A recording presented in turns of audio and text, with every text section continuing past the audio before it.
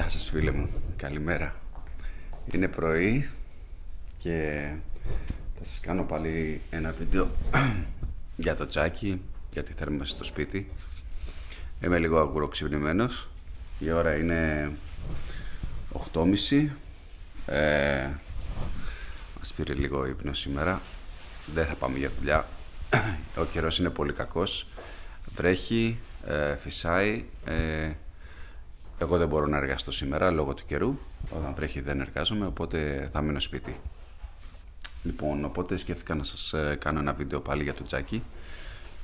Μιας και το πρώτο που έχετε δει περισσότεροι έχουν περάσει αρκετά χρόνια και κάποιοι λένε ότι χαλάει, ότι θα κάνει μπαμ, ότι θα εκραγεί, ότι δεν δουλεύει, ότι δεν κάνει. Τέλος πάντων, ακόμα δουλεύει και χωρίς κανένα πρόβλημα, οπότε θα σας το δείξω για άλλη μια φορά και πάμε να σας δείξω λίγο και πώς έχει αλλάξει η συμπεριφορά του σπιτιού με τη θερμομόνωση στην ταράτσα και τι συναντάμε τώρα το χειμώνα, δηλαδή στο σπίτι. Λοιπόν, τώρα είναι 8.30 το πρωί, η θερμοκρασία έξω είναι 8,9. Εχθές έβρεχε όλη μέρα και φυσούσε πάρα πολύ. Ακόμα φυσάει. Λοιπόν, μέσα στο σπίτι, στο σαλόνι έχω 18 βαθμούς. Το τζάκι δούλευε μέχρι τις 12 περίπου το βράδυ και ήταν περίπου 21 βαθμούς, 22, εκεί ήταν το σαλόνι.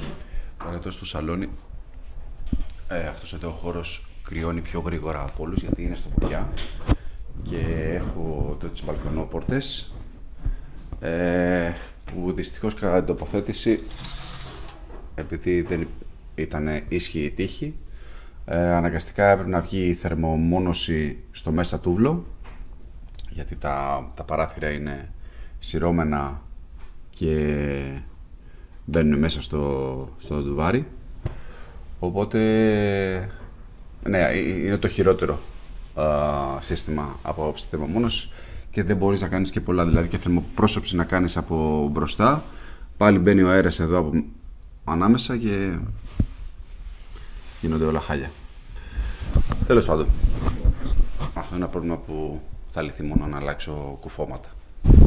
Ο καιρός είναι πολύ άγριος σήμερα.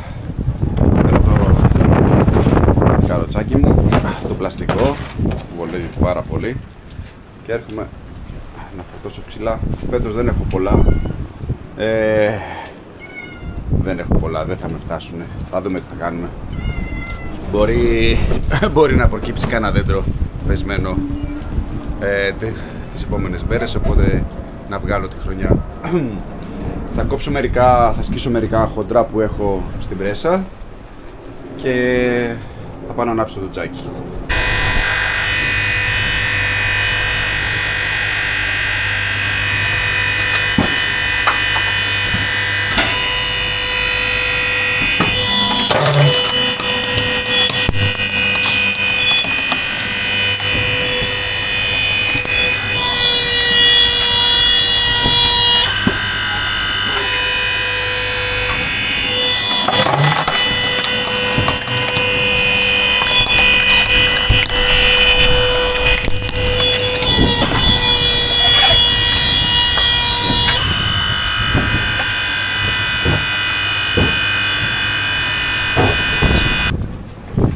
Και φέτος ήθελα να σας δείξω, πέρασα την ταράτσα με αυτό εδώ το υβριδικό ελαστομερές μονοτικό της Silagon.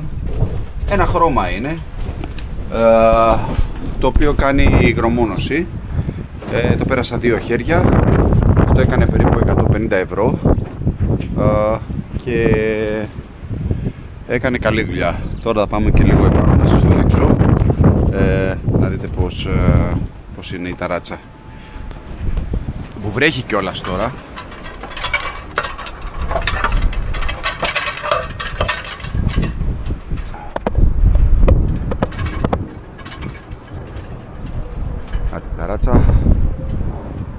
Ό,τι ρογμές υπήρχαν και στις ενώσεις κλείσαν όλες. Έχει γίνει σκληρό, ήταν πολύ ελαστικό, σαν τσίχλα ήταν όταν το πέρασα, στέκνωσε πάρα πολύ γρήγορα και είδα μεγάλη διαφορά. Όταν βρέχει δεν τραβάει την υγρασία η ταράτσα, οπότε δεν κρυώνει, και έτσι είδα μια επιπλέον βελτίωση στην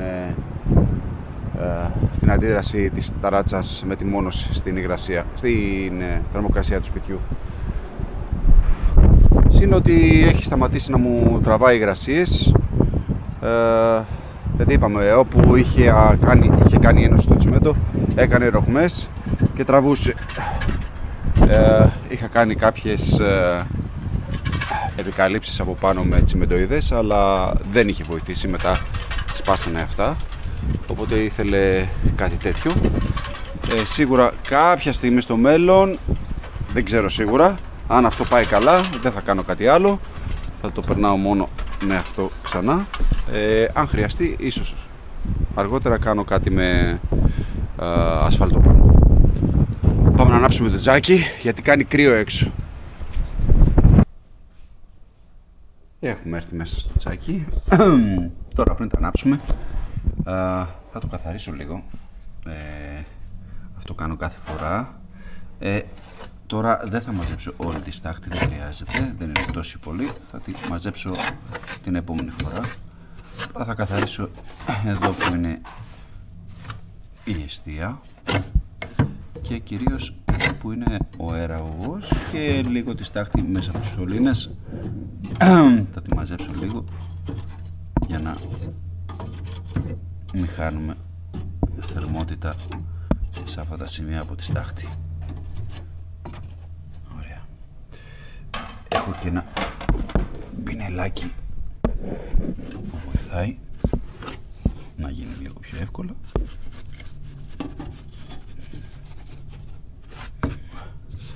Απλά ήθελα να σας δείξω αυτό εδώ που έχω φτιάξει εδώ στο κέντρο. Αυτός εδώ είπαμε ότι είναι ο αεραγωγός που φέρνει τον αέρα στο κέντρο της εστίας. Δεν υπήρχε στο τζάκι εγκατεστημένος, το έφτιαξα εγώ, γιατί είπαμε ότι από αυτό το σημείο εδώ πέρα, μέσα από το καλαθάκι που είχε το τζάκι, έφερα και τις σωλήνες. Λοιπόν, αυτός εδώ τον έχω ενισχύσει πάρα πολύ, όπως βλέπετε εδώ, με παξιμάδια από μπουλόνια αυτοκινήτων, γιατί όλα τα άλλα μου τα έκαιγε η φωτιά, μου τα έλειωνε, οπότε το έκανα σούπερ ενισχυμένο και είναι 4 από τη μία και 4 από την άλλη, οπότε είναι 8 τρύπες. Βλέπετε είναι πολύ ενισχυμένο, είναι σίδερο εδώ 1 εκατοστό, όχι μισό εκατοστό. Είναι πάρα πολύ βαρύ γιατί έλειωνε, έβγαινε εκεί ο αέρας και ανέβαινε τόσο πολύ θερμοκρασία και έλειωνε το μεταλλοκί, οπότε το τροποποίησα και τώρα έχει κρατήσει πάρα πολύ καιρό. Αυτό πιστεύω δεν θα λιώσει. Ωραία. Και μπαίνει εκεί και είμαστε έτοιμοι να το ανάψουμε. Θα βάλω τα ξυλάκια και θα το ανάψω, αφού πρώτα ενεργοποιήσω το κυκλοφορητή. Εδώ είναι ο κυκλοφορητής, εδώ είναι το κουμπί που τον ενεργοποιώ. Ανάβει το φως εδώ για να βλέπω ότι τον έχω, ότι λειτουργεί. Βλέπω κάθε φορά, κάνω έναν έλεγχο ότι ανεβαίνει η πίεση στο κύκλωμά μου. Η θερμοκρασία στο νερό μου είναι πολύ χαμηλή, όπως βλέπετε είναι 14 βαθμούς είναι η θερμοκρασία στο νερό, έχει πέσει πάρα πολύ. Λοιπόν, θα πάρω τα ξυλάκια εδώ και θα ζεσταθούμε. Λοιπόν, η ώρα είναι 9. Έχω βάλει το προσάναμα, έχει ξεκινήσει να ανάβει. Leyland έχω βάλει, ξερά. Σε λίγο θα ανάψει καλά, θερμοκρασία Πώς πάμε, μέσα στο σπίτι 18,1 λέει, δεν έχω ανάψει κάτι βέβαια. Απλά τώρα κινηθήκαμε εδώ μέσα και ανέβηκε με την κίνηση του σώματος. Ας δούμε λίγο οι τοίχοι τι κάνουν. Αυτός εδώ είναι στους 18,8 και αυτός εδώ που σας έλεγα ότι είναι στο βοριά χωρίς μόνωση είναι στους 17,3.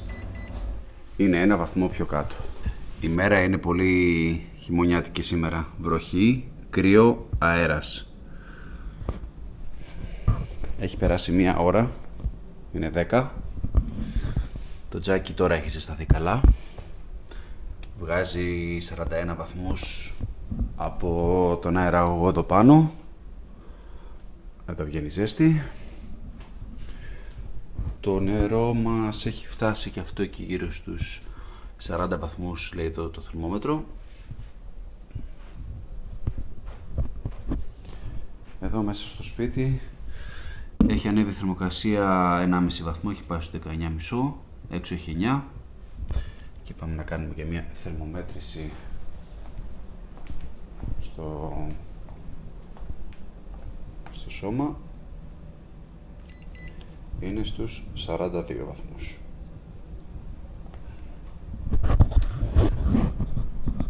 Το ωραίο είναι ότι η θερμοκρασία έτσι αυξάνεται σταδιακά και αργά και δεν σε πνίγει. Δηλαδή τώρα το έχω και φουντωμένο δηλαδή το τζάκι. Εκεί που δουλεύουν τα σώματα 40 με 50 βαθμούς maximum. Αλλά αυτό είναι συνέχεια, δεν σταματάει. Και μετά μόλις πιάσει η θερμοκρασία το σπίτι πάει στους 21-22 βαθμούς. Κρατάω τη φωτιά λίγο πιο χαμηλά, βάζω λιγότερα ξύλα και τα σώματα δουλεύουν εκεί στους 35-40 βαθμούς και έτσι η ζέστη είναι γλυκιά και δεν σε πνίγει η ζέστη από το καλοριφέρ. Δηλαδή εγώ δεν μπορώ πλέον όταν βάζω το καλοριφέρ υποφέρω, δεν μου αρέσει καθόλου. Θα κάνω άλλο ένα πλάνο σε μία ωρίτσα, γύρω στις 11. Να δούμε πώς θα είναι η θερμοκρασία μέσα στο σπίτι. Για να δείτε έτσι λίγο πώς ζεσταίνομαι με το τζάκι και φέτος. 2 ώρες δηλαδή από την ώρα που άναψα το τζάκι. Τώρα στο σαλόνι μου έχω 20,7 βαθμούς, έξω έχει 9. Η φωτιά μου έχει κάτσει, είναι χαλαρή. Τα ξυλάκια μου τα έχω κάψει. Εντάξει, είναι και δύσκολη μέρα σήμερα. Βρέχει συνέχεια, φυσάει. Οπότε το κρύο πειράζει πολύ περισσότερο τη θερμοκρασία στο σπίτι. Και εδώ στο σαλόνι λοιπόν έχει ανέβει 2-3 βαθμούς η θερμοκρασία. Εντάξει, πλέον κάνει ζέστη. Πάμε να δούμε λίγο και το σώμα. Αυτό εδώ έχει 43,3. Τώρα το έκλεισα αυτό το σώμα γιατί πλέον ζεστάθηκε το σαλόνι. Οπότε η θερμότητα που πήγαινε σε αυτό το σώμα θα πάει τώρα στα υπόλοιπα, μέσα στο υπόλοιπο σπίτι για να ζεσταθεί και το υπόλοιπο περισσότερο. Στα πίσω δωμάτια έχω ήδη 20 βαθμούς, 20 συν. Αλλά τα πίσω επειδή δεν είναι στο φοριά κρυώνουν λιγότερο. Τα ξύλα σας είχα πει ότι τα έχω από τη δουλειά, γιατί το επάγγελμά μου το κύριο είναι κατασκευές συντηρήσεις κήπων. Οπότε κάθε χρόνο κλαδεύω δέντρα, μεγάλα, ξερά και αντί να τα πετάξω, να τα μαζέψει ο Δήμος, τους κορμούς και τα κλαδιά τα χοντρά τα μαζεύω και τα αποθηκεύω για το χειμώνα να τα κάψω. Οπότε από αυτήν την άποψη είναι δωρεάν, βέβαια εργάζομαι για να τα μαζέψω. Γι' αυτό το λόγο και με συμφέρει να έχω το ενεργειακό τζάκι. Σίγουρα βέβαια υπάρχουν πολλοί στην Ελλάδα που έχουν κτήματα και τα κλαδεύουν και έχουν πάρα πολλά ξύλα. Οπότε και για αυτούς είναι μια οικονομική λύση το να θερμαίνονται με το τζάκι. Για όσους τώρα μένουν στις πόλεις και δεν έχουν δικά τους ξύλα, το τζάκι αποτελεί μόνο μια συντροφιά για το χειμώνα. Δεν μπορεί να αποτελέσει την οικονομικότερη θέρμανση. Ένας ατομικός λέβητας αερίου σίγουρα είναι πιο οικονομικός και πιο εύκολο για να θερμάνεις ένα σπίτι σε μια πολυκατοικία. Όμως οι άνθρωποι που μένουν επαρχία και έχουν δικά τους ξύλα, τους βγαίνει πιο οικονομικά να θερμαθούν έτσι, και αν μπορούν κιόλας να κάνουν όλη αυτή την εργασία. Αυτά, αν σας άρεσε το βίντεο, κάντε like, κάντε εγγραφή και τα λέμε σε κάποιο επόμενο.